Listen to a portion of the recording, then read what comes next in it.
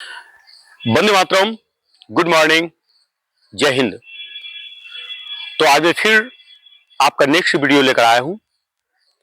इसके पहले मैंने आपको भारत की विरासत और भारत की सांस्कृतिक विरासत के बारे में पढ़ा चुके हैं।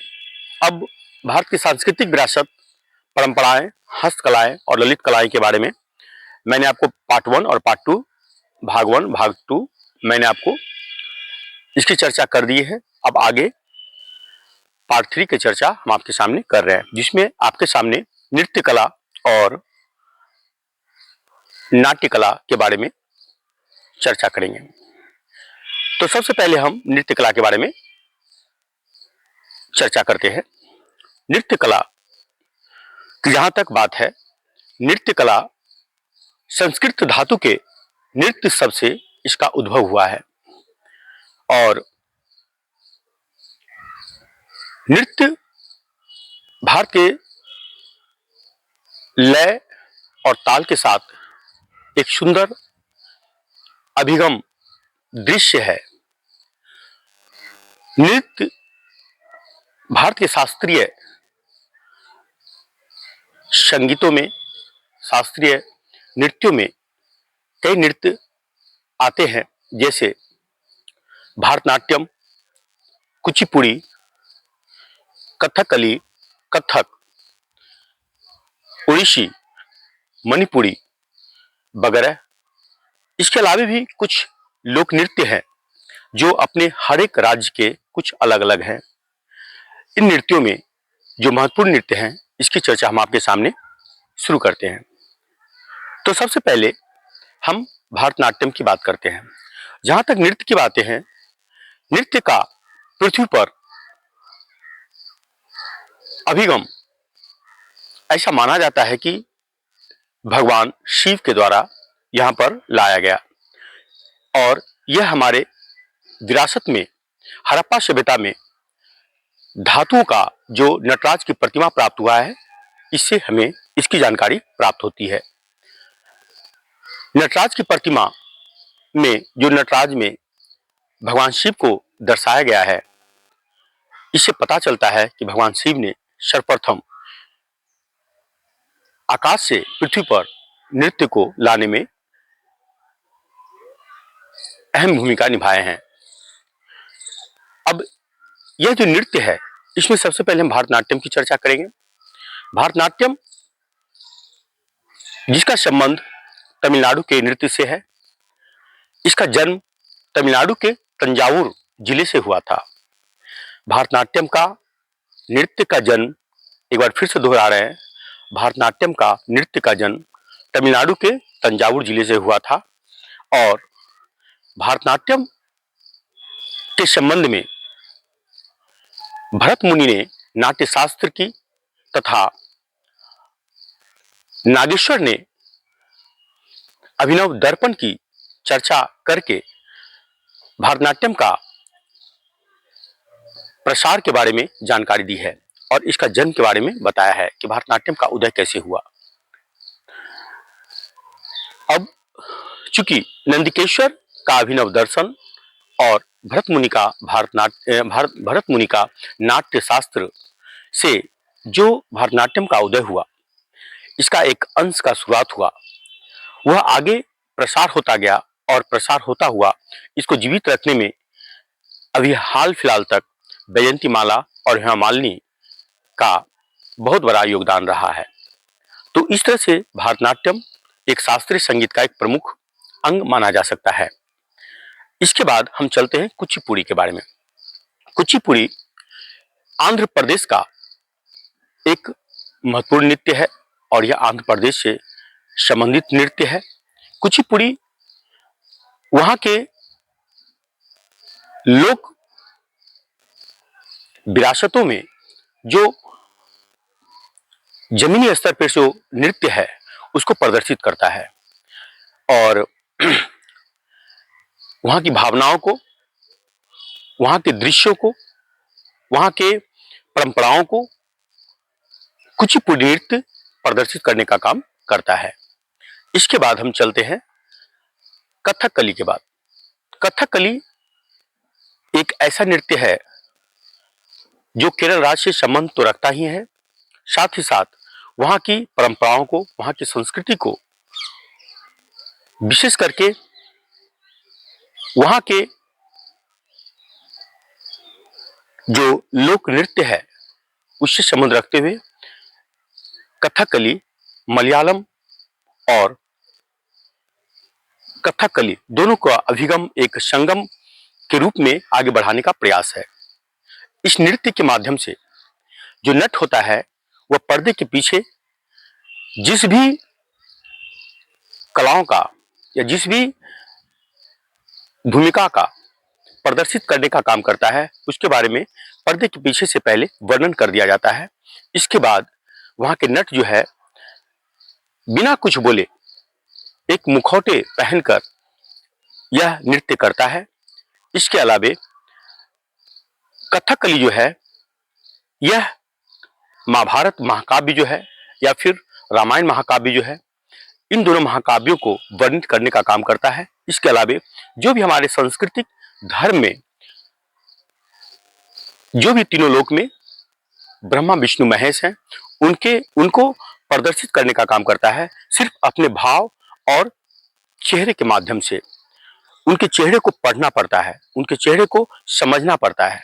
जो नृत्य करते हैं नट, उनको उनके द्वारा उनके भावों को, देवताओं के भावों को या तीनों जो लोक में जो ब्रह्मा विष्णु महेश हैं या फिर जो महाकाव्यों में जिनकी भूमिका वो अदा कर रहे हैं उनके भावों को समझने का प्रयास किया जाता है, उनके चेहरे को देखकर, उनके एक्सप्रेशन को देखकर।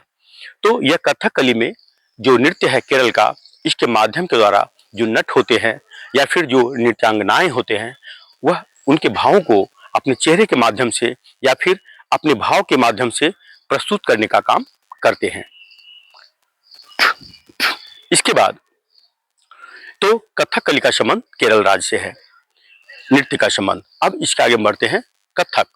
कथक उत्तर भारत का एक प्रमुख नृत्य माना जाता है। इसमें कृष्ण अपनी गोपियों के साथ जो छेड़खानियां करते हैं या फिर गोपियों के साथ जो उनका दृश्य होता है या फिर नृत्य में जो घूमते हैं, तो इस दृश्य के माध्यम से, इस नृत्य के माध्यम से कथक में उत्तर भारत के नृत्यों को प्रदर्शित करने का काम किया गया है और इसका संबंध उत्तर भारत से है। तो हम एक शब्दों में कह सकते हैं कि कथक नृत्य का संबंध उत्तर भारत के नृत्य से है और इसमें जो नृत्यांगनाएं होती हैं या फिर जो नट होता है नृत्य करने वाले, वो उनकी जो वस्त्र होते हैं वो नीचे चूड़ीदार पैजामा होता है और घेरदार वस्त्र होता है जिसके माध्यम से वह पहनकर उनको नृत्य करने का प्रयास करते हैं या फिर नृत्य करते हैं। इसके बाद शास्त्रीय नृत्यों में दो और नृत्य का नाम आता है, जैसे उड़ीसी और मणिपुरी। तो ये दो नृत्य भी अपने अपने राज्यों का, वहाँ के संस्कृतियों का, वहाँ की विरासतों का और वहाँ के जो बेसिक जो वहाँ की रीति रिवाज हैं उनको प्रस्तुत करने का काम यह करती है। इसके बाद हम आते हैं कुछ लोक नृत्य हैं, जैसे गुजरात में है रास आदिवासी नृत्य है ना, भवाई, और इसके बाद है डांडिया। ये सारे नृत्य गुजरात में हैं। तो भवाई नृत्य का संबंध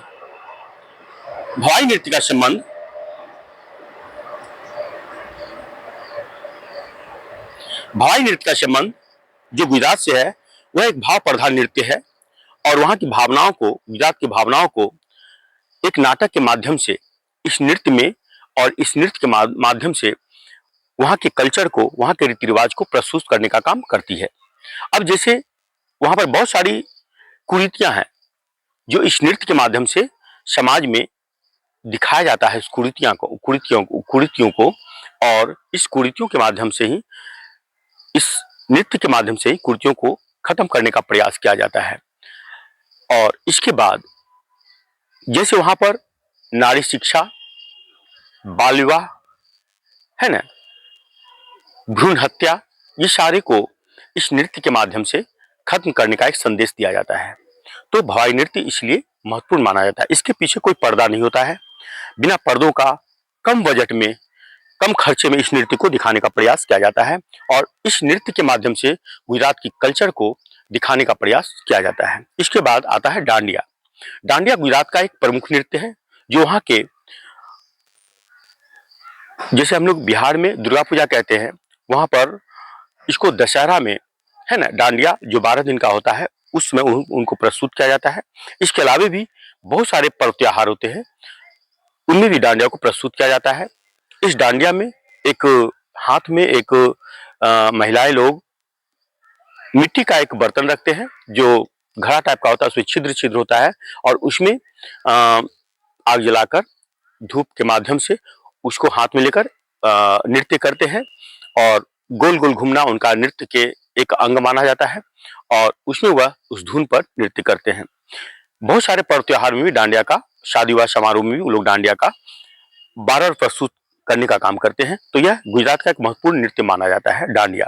इसके अलावा रास डांडिया का एक अंग माना जाता है, रास, जिसमें भी घुमावदार गोल गोल घूमकर लोग नृत्य करते हैं, है ना। कुछ आदिवासी नृत्य भी होते हैं, है ना, उसमें भी डांडिया टाइप का ही प्रस्तुत किया जाता है।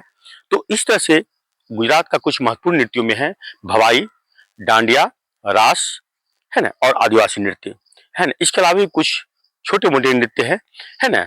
और इस प्रकार जो आपका भारत की विरासत और भारत की सांस्कृतिक विरासत में परंपराएं के साथ नृत्य था, इस नृत्य की लगभग यहाँ पर हम अंत करते हैं। अब इसके बाद एक आता है नाट्य कला। नाट्य कला का मुख्य उद्देश्य है अपनी भावों को प्रस्तुत करके एक दृश्य के माध्यम से और इसके कुछ बोली होते हैं के माध्यम से समाज की कुरीतियों को ठीक करने का काम करना, उस पर प्रहार करना। इसके अलावे नाटक में अपनी विचारों के माध्यम से समाज में कुरीतियों पर प्रहार करने का काम और कुरीतियों को समाप्त करने का काम और अच्छे दृश्य को देकर समाज में एक अच्छा संदेश देना एक नाटक एक माध्यम बनता है। जैसे भरत मुनि ने साफ साफ शब्दों में कहा है कि ऐसा कोई धर्म नहीं है, ऐसा कोई विद्या नहीं है, ऐसा कोई कर्म नहीं है और ऐसा कोई पदार्थ नहीं है जिसको इसमें पिरोया नहीं गया हो। और भरत मुनि द्वारा नाट्य शास्त्र एक प्रमुख एक ग्रंथ है जिसमें नाटक की विवेचना की गई है। और इसके अलावा महाभारत जो हमारा महाकाव्य है, इसमें इसके माध्यम से कुछ ऐसे पुस्तक हैं जिसको नाटकों में प्रस्तुत किया गया है, नाटकों में प्रस्तुत किया गया है, जैसे है कर्णभार, उरुभंग, देवदूतम। तो ये सारे कुछ प्रमुख नाटक के पुस्तकें हैं जिसको नाटक के माध्यम से समाज की कुरीतियों को, समाज के वर्ग को संभालने का काम किया जा रहा है। इसके अलावा कुछ नाटक के महत्वपूर्ण पुस्तकें हैं जैसे कालिदास के हैं विक्रमोर्वश्यम, अभिज्ञान शकुंतलम और मालविकाग्निमित्रम। ये सारे एक प्रमुख ग्रंथ हैं जो विश्व की धरोहर में अपने एक प्रमुख स्थान रखता है। तो इस तरह से हम आज आपका भारत की सांस्कृतिक विरासत में जो परंपराएं हैं, ललित कलाएं हैं और जो संस्कृति है, उसको मैंने आपका दूसरा चैप्टर खत्म करने का कार्य किया है। और इसके बाद मैं जो अगला पढ़ाऊंगा भारत की सांस्कृतिक विरासत में, है ना, वो रहेगा स्थापत्य कला, है ना। तो आज के लिए यहीं पर थैंक यू। आप लोग अच्छे से पढ़िएगा, ठीक ना।